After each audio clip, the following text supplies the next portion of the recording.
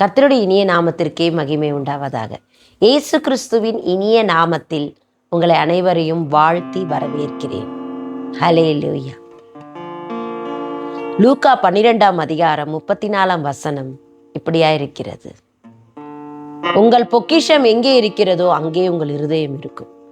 நம் பொக்கிஷம் ஆண்டவருடைய வசனத்தின் மேலும் ஆண்டவர் மேலும் பிரியமாய் இருந்தால் நிச்சயமாக இந்த வேத வசனத்தை நீங்கள் படிக்கும் போது, அதை கேட்கும் போதும் ஆசீர்வதிக்கப்படுவீர்கள். ஹல்லேலூயா. ஒரு மரமானது எப்படி வேரூன்றி ஹல்லேலூயா திடகாத்தமாக வளர்ந்து இலைகள் நற்கனிகளை தருகிறதோ, அதுபோல நாமும் நற்கனி தருகிற மரங்களாக, நற்கனி தருகிற பிள்ளைகளாக, கிறிஸ்துக்குள் கனிகள் தருகிற பிள்ளைகளாக நாம் இருப்போம். கிறிஸ்துவின் கிரிகைகள் நம்மில் வெளிப்படட்டும். ஹல்லேலூயா. தினந்தோறும் ஆவியானவர் என்னோடு கூட இடைப்பட்டு பேசிக்கொண்டிருக்கிற வேதத்தின் வார்த்தைகள், அவர் சொல்லிக் கொடுக்கிற பாடல் வரிகள், தீர்க்க தரிசன பாடல் வரிகளை தங்களுடன் நான் பகிர்ந்து கொள்வதில் மிக்க மகிழ்ச்சி அடைகிறேன். இது கர்த்தரால் உண்டானது, இது கர்த்தர் செய்த காரியம், காண்போர்க்கெல்லாம் ஆச்சரியம். கர்த்தருடைய நாமத்திற்கே மகிமை உண்டாவதாக. ஹல்லேலூயா. அதிகாலையிலே கிருபைகளை பனிதுளி போல பொழிகின்றீரே. அதிகாலையிலே கிருபைகளை பனிதுளி போல பொழிகின்றீரே. அதிகாலையிலே இரக்கத்தினால் மணிமுடி மணிமுடி சூட்டுகின்றீர். மணிமுடி சூட்டுகின்றீர். என் கண்மாலை கிறிஸ்துவாவாரே. கண்மாலை கிறிஸ்துவாவாரே. வருகையில் அவரோடு கொண்டு செல்வாரே. மறுரூப மகிமையில் சேர்த்திடுவாரே.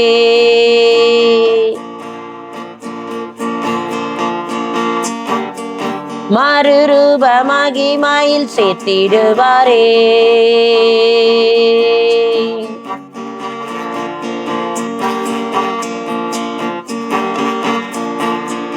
நானோ தேவனின் ஆலயத்தில், நானோ இயேசுவின் ஆலயத்தில் பச்சையான ஒலிவ மரம், உன் கிருபையை என்றும் நம்பியுள்ளேனே. பச்சையான ஒலிவ மரம், உன் கிருபையை என்றும் நம்பியுள்ளேனே.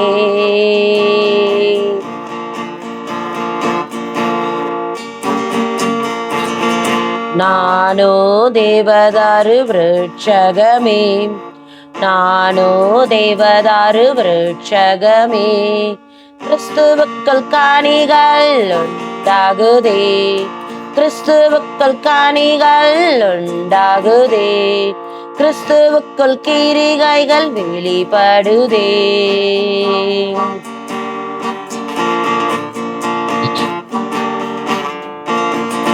கண்மாலை கிறிஸ்துவாவாரே. என் கண்மாலை கிறிஸ்துவாவாரே. வருகையில் அவரோடு கொண்டு செல்வாரே. மறுரூப மகிமையில் சேர்த்திடுவாரே.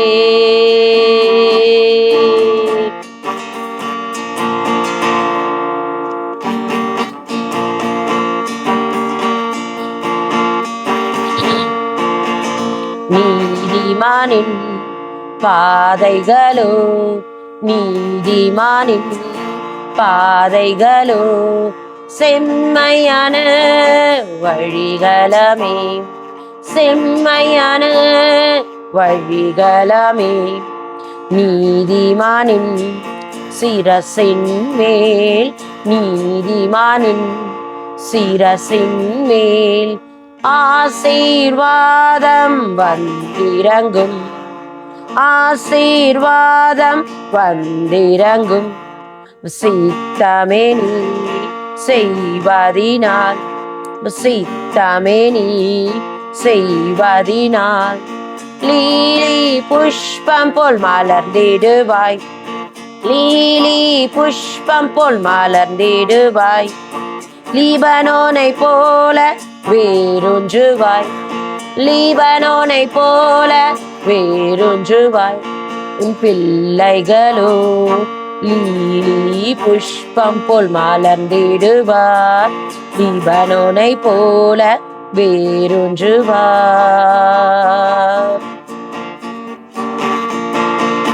கண்மாலை கண்மாலை கிறிஸ்துவாவாரே, என் கண்மாலை கண்மாலை கிறிஸ்துவாவாரே, என் கண்மாலை கண்மாலை கிறிஸ்துவாவாரே. வருகாய் எல்லாவரோடு கொண்டு செல்வாரே, மாறுரூபமாகி மாயில் சேர்த்திடுவாரே.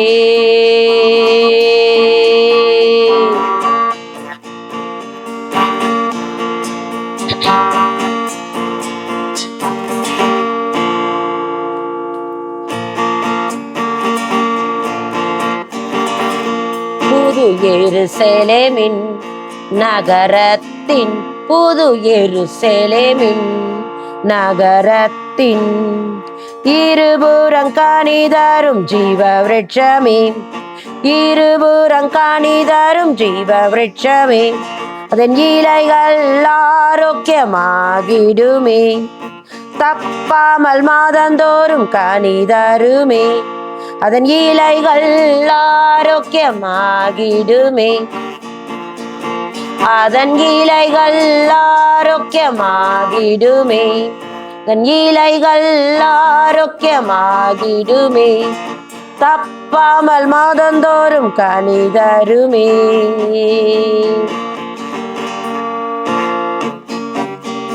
கண்மாலை கண்மாலை கிறிஸ்துவாவாரே, என் கண்மாலை கண்மாலை கிறிஸ்துவாவாரே, நம் கண்மாலை கண்மாலை கிறிஸ்துவாவாரே. வருகாய் எல்லாவரோடு கொண்டு செல்வாரே, மாறுரூபமாகி மாயில் சேர்த்திடுவாரே.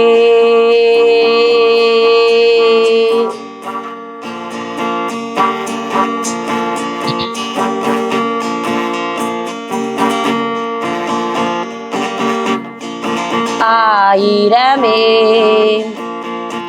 ஆயிரமே ஆண்டுகளே, ஆமென். ஆயிரமே ஆண்டுகளே நம் இயேசு ராஜாவின் ஆட்சியாகும், நம் இயேசு ராஜாவின் ஆட்சியாகும். ஆயிரமே ஆண்டுகளே, ஆமென். ஆயிரமே ஆண்டுகளே நம் இயேசு ராஜாவின் ஆட்சியாகும். அங்கேதான் அங்கேதான் அங்கேதான் அவரை நீ சேவித்தே சமூகத்தை தரிசிப்பாயே, சேவித்தே சமூகத்தை தரிசிப்போமே, சேவித்தே சமூகத்தை தரிசிப்பாயே, சேவித்தே சமூகத்தை தரிசிப்போமே.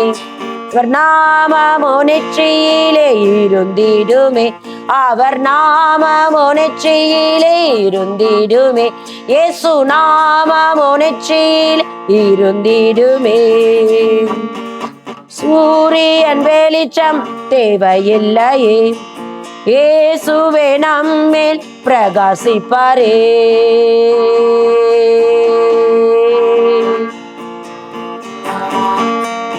இதோ சீக்கிரமாய் இயேசு வருகின்றாரே, நம் கிரிகைகளின் பலன் தந்திட, நம் கிரிகைகளின் பலன் பெற்றிட, நம் கிரிகைகளின் பலன் தந்திட, நம் கிரிகைகளின் பலன் பெற்றிட. கிறிஸ்துவுக்குள் கனிகள் உண்டாகட்டும், கிறிஸ்துவுக்குள் கிரிகைகள் வெளிப்படட்டும், கிறிஸ்துவுக்குள் கனிகள் உண்டாகட்டும், கிறிஸ்துவுக்குள் கிரிகைகள் வெளிப்படட்டும்.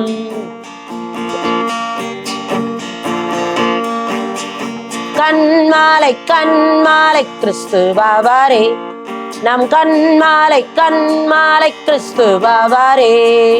வருகையில் அவரோடு கொண்டு செல்வாரே, வருகையில் அவரோடு கொண்டு செல்வாரே, மறுரூப மகிமையில் சேர்த்திடுவாரே.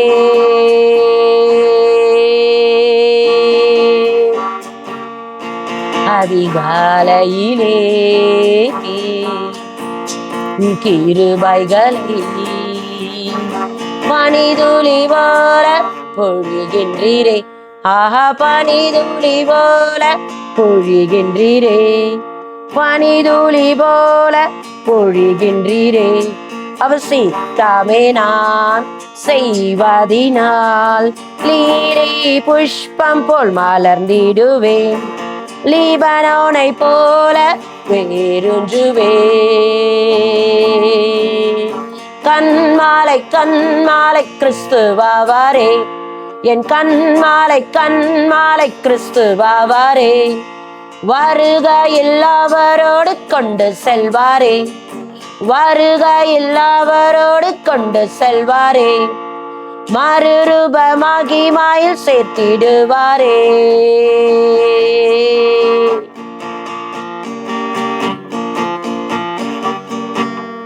ஆம் தேவ பிள்ளைகளே, நம் இயேசு கிறிஸ்துவானவர் சீக்கிரமாய் வரப்போகிறார். ஹல்லேலூயா. கர்த்தருடைய வார்த்தைகள் இப்படியாக இருக்கிறது. ஹல்லேலூயா.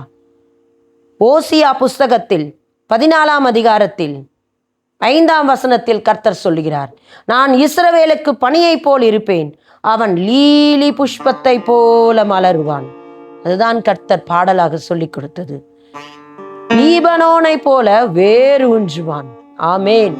இங்கு இஸ்ரவேல் என்று சொல்லுகிறது இஸ்ரவேலுக்கு மட்டுமல்ல, இயேசு கிறிஸ்துவை ஏற்றுக்கொண்டு ஹல்லேலூயா ஞானஸ்நானம் பெற்று அச்சாரமாக முத்திரையாக அபிஷேகம் பெற்ற பிள்ளைகளை தான் குறிக்கிறது. ஹல்லேலூயா. அதிகாலையிலே கர்த்தர் நமக்கு பனிதுளி போல கிருபைகளை பொழிகிறவராய் இருக்கிறார். அவர் சித்தத்தை நாம் செய்யும் போதுதான் லீலி புஷ்பத்தை போல மலருவோம். ஹல்லேலூயா. It is like a photosynthesis. எப்படி ஒரு செடி ஒரு பூமியில நம்ம வச்சோம்னா அதுல வேர் படிந்து பூமியில் இருக்கிற தாதுக்களை ஹல்லேலூயா அது உறிஞ்சி எடுத்துக்கொள்ளும். அதன் பிற்பாடு அதன் இலைகள் ஹல்லேலூயா செழிப்பாக இருக்க வேண்டும் என்றால் ஹல்லேலூயா தண்ணீரும் சூரிய கதிர்களும் அதற்கு தேவைப்படுகிறது. அதுபோலதான் மனித வாழ்க்கையும். நாம் விசுவாசம் என்ற வேர் அதிகமாக இருக்குமானால், how much deep we go inside in Christ. Hallelujah. The depth of love. Hallelujah. The depth of reading Bible. The depth of meditating His words. The depth how we filled with the presence of the God. Hallelujah. The sense. Hallelujah. The fragrance. Hallelujah. Hallelujah. Jesus Christ. Hallelujah. வேர் ஊன்றி எப்படி ஹல்லேலூயா அது ஆழமாக வேர் பதிந்து நிலையாக ஒரு மரம் நிற்குமானால் அதனுடைய கிளைகள் இலைகள் எல்லாம் பச்சையாக இருக்கும். ஆமென்.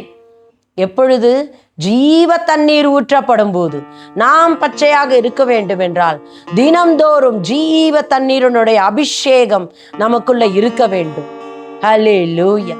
அதனோடு கூட ஆவியானோருடைய அக்னி அபிஷேகம் தினந்தோறும் நமக்குள்ள கொழுந்து விட்டு எரிய வேண்டும். ஹல்லேலூயா. அப்பொழுது நம் தேவ சித்தத்தை செய்கிற பிள்ளைகளாக நாம் காணப்படுவோம். ஏனென்றால் மாமிசம் நம்மை நடத்துவதில்லை, மாமிசத்தை ஆவி மேற்கொள்ளும், ஆவியானவர் நம்மை நடத்துவார். அப்பொழுது நாம் கர்த்தர் சித்தத்தை செய்கிற பிள்ளைகளாக இருப்போம். லீலி புஷ்பத்தை போல மலருவோம். ஹல்லேலூயா. லீபனோனை போல கர்த்தருக்குள்ள வேரூன்றுவோம். ஹல்லேலூயா. சங்கீதம் 52ஆம் அதிகாரம் 8ஆம் வசனத்தில், நானோ தேவனுடைய ஆலயத்தில் பச்சையான ஒலிவ மரத்தை போல் இருக்கிறேன், தேவனுடைய கிருபையை என்றைக்கும் நம்பி இருக்கிறேன். ஹல்லேலூயா. அவர் கிருபையே நம்மை வாழ வைக்கிறது பிள்ளைகளே. அவருடைய கிருபையை நம்பினோருக்கு ஒருபோதும் வெட்கப்பட்டு போவதில்லை. தினம்தோறும் கிருபைகளை கொடுக்கிறார். அதிகாலை தோறும் கிருபைகளை கொடுக்கிறார். அதிகாலையிலே அவரை தேடும் போது ஹல்லேலூயா கிருபைகளை நம்மேல் பொழிகிறார். ஹல்லேலூயா. இயேசு கிறிஸ்து இங்கே என்ன சொல்லுகிறார் என்றால், நாமே தேவனுடைய ஆலயம். ஹல்லேலூயா. நம் இருதயத்தில் இயேசு வாசமாய் இருப்பார் என்றால், நாம் எந்த சூழ்நிலையிலும், துன்பத்திலும், கஷ்டத்திலும், உபத்திரவத்திலும், வேதனையிலும், ஹல்லேலூயா, உடல் சுகவீனங்களிலும் இருந்தாலும், ஹல்லேலூயா, நாம் ஹல்லேலூயா எப்பொழுதும் மகிழ்ச்சியாய் காணப்படுவோம். பச்சையான ஒலிவ மரம் போல நாம் எப்பொழுதும் கர்த்தருக்குள் மகிழ்ச்சியாய் இருப்போம்.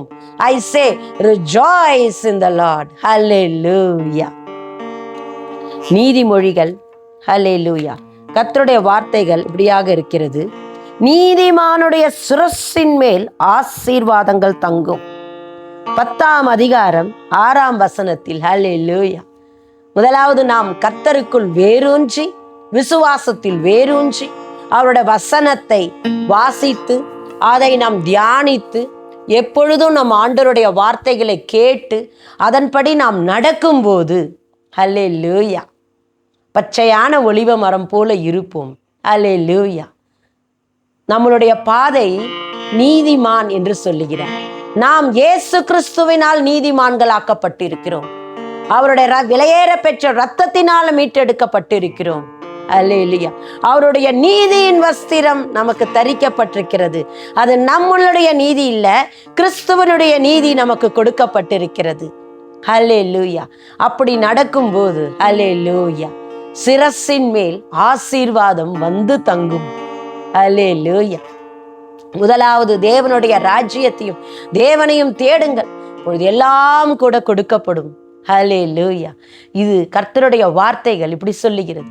அந்த சிரசத்தின் மேல் ஆசீர்வாதம் தங்க வேண்டும் என்றால், முதலாவது அவருக்கு கீழ்ப்படிந்து அவர் சித்தத்தை செய்கிற பிள்ளைகளாய், ஹல்லேலூயா, ஆவியின் கனிகள் 9, அந்த 9 ஆவியின் கனிகள் நம்மில் எப்பொழுதும் நிரம்பி வழிகிற பாத்திரமாக இருக்க வேண்டும். அதிலிருந்து கர்த்தருடைய கிரிகைகள் வெளிப்படும். ஆமென். கிறிஸ்துவுக்குள்ளே கனிகள் உண்டாயிருக்க, கிறிஸ்துவுக்குள்ளே கிரிகைகளும் வெளிப்படும். ஹல்லேலூயா. சங்கீதம் 37ஆம் அதிகாரம் 23ஆம் வசனத்திலே, நல்ல மனுஷனுடைய நடைகள் கர்த்தரால் உறுதிப்படும், அவனுடைய வழியின் மேல் அவர் பிரியமாயிருக்கிறாராம். ஆமென். நாம் அப்படி இருக்கும்போது கர்த்தர் நம்மேல் பிரியமாய் இருப்பார். முதலாவது அவரை நாம் தேடும்போது, அவரோடு கூட நாம் நடக்கும்போது, நம்மளுடைய நடைகள் அவரோட நடைகளோடு இருக்க வேண்டும். அல்லேலூயா. இயேசு கிறிஸ்துவின் பாத சுவடிகளை பின்பற்றி நடக்கிற பிள்ளைகளாக இருக்க வேண்டும். Walk in the footprints of Jesus Christ. Hallelujah. வெளிப்படுத்துதல் எழுதின சுவிசேஷத்தில் 20ஆம் அதிகாரம், ஹல்லேலூயா, அங்கு ஆண்டவருடைய ராஜ்யத்தை குறித்து சொல்லப்பட்டிருக்கிறது. என்னோடு கூட பேசினார். ஹல்லேலூயா. 1000 ஆண்டுகளே. ஹல்லேலூயா. மறுபடியும் அந்த வரிகளை பாடிட்டு ஆண்டவருடைய சமூகத்தில் நிற்போம். இதனை பாடும்போது நான் உணர்ந்தேன். ஹல்லேலூயா. அதை நான் உணர முடிந்தது. அது எப்படி இருக்கும் என்று என்னால் ஆவியில் உணர முடிந்தது. பிள்ளைகளே, தேவ பிள்ளைகளே, இது கர்த்தர் தாமே சொல்லிக் கொடுத்த பாடலே. ஹல்லேலூயா. 1000 ஆண்டுகளே, 1000 ஆண்டுகளே, நம் இயேசு ராஜாவின் ஆட்சியாகும், இயேசு ராஜாவின் ஆட்சியாகும். அங்கேதான் அவரை நீ, அங்கேதான் அவரை நீ சேவித்தே சமூகத்தை தரிசிப்பாயே, சேவித்தே சமூகத்தை தரிசிப்போமே. அவர் நாமமோ நெற்றியிலே இருந்திடுமே, இயேசு நாமமோ நெற்றியிலே இருந்திடுமே. புது எருசலேமின், புது எருசலேமின் நகரத்தின் இருபுறம் காணிதரும் ஜீவ விருட்சமே, இருபுறம் காணிதரும் ஜீவ விருட்சமே. அதன் இலைகள் ஆரோக்கியமாகிடுமே, தப்பாமல் மாதந்தோறும் காணிதருமே. தன் இலைகள் ஆரோக்கியமாகிடுமே.